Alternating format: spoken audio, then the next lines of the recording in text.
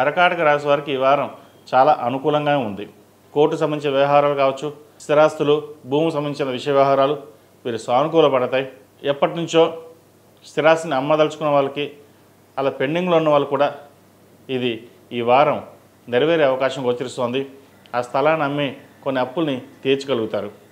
ఎప్పటి నుంచో స్థలం అమ్ముడవ్వట్లేదు అనే భావన ఎవరికైతే ఉందో ఈ వారం వరకు మంచి శుభ ఫలితాలే ఉన్నాయని చెప్పవచ్చు.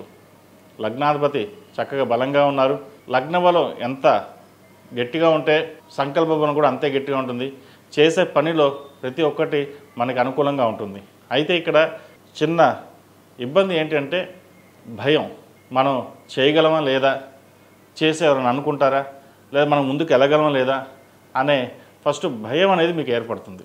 అది పక్కన పెట్టేసేయండి. మనం ఎందుకు చేయలేం, మన కష్టాన్ని మనం ఎందుకు పడలేం అన్న భావంతో మీరు ముందుకు వెళ్ళండి. స్థిర సంబంధించిన విషయ వ్యవహారాలు, భూమి సంబంధించిన విషయ వ్యవహారాలు అన్నీ ఒక కొలికి వస్తాయి. అదేవిధంగా వివాహం కాని వారికి వివాహ ప్రయత్నాలు చక్కగా ప్రారంభించవచ్చు.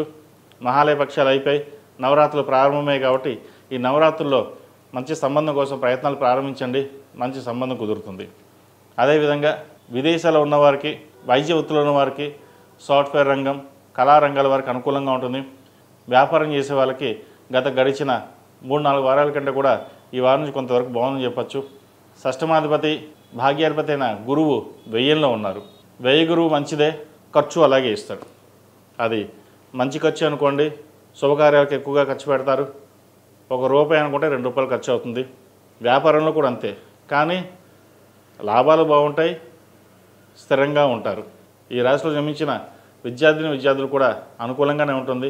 విదేశీ సంబంధించిన విషయ వ్యవహారాలు చక్కగా గోచరిస్తోంది.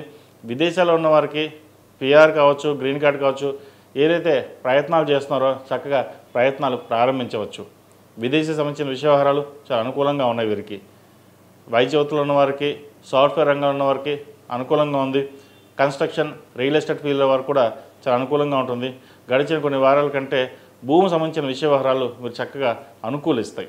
ఈ రాశిలో జన్మించిన స్త్రీలకు వృత్తి ఉద్యోగాల పరంగా, వ్యాపార పరంగా అనుకూలంగా ఉంది. అయితే ఆరోగ్యపరంగా కొన్ని జాగ్రత్తలు తీసుకోవాలి. ఏదైనా సరే జీవిత భాగస్వామి సలహాలు, సూచనలు తీసుకుని ముందుకు వెళ్ళడం చెప్పదగినది. సప్తమ అష్టమాధిపతి అయిన శని భాగ్యంలో ఉన్నారు. షష్టమాధిపతి, భాగ్యాధిపతి అయిన గురువు 1000లో ఉన్నారు. ద్వితీయాధిపతి అయిన రవి తృతీయంలో ఉన్నారు. సంకల్ప బలం బాగుంటుంది. అన్నదమ్ములు మీకు సహాయ సహకారాలు అందిస్తారు. తోబుట్టువులతోటి సఖ్యత ఏర్పడుతుంది.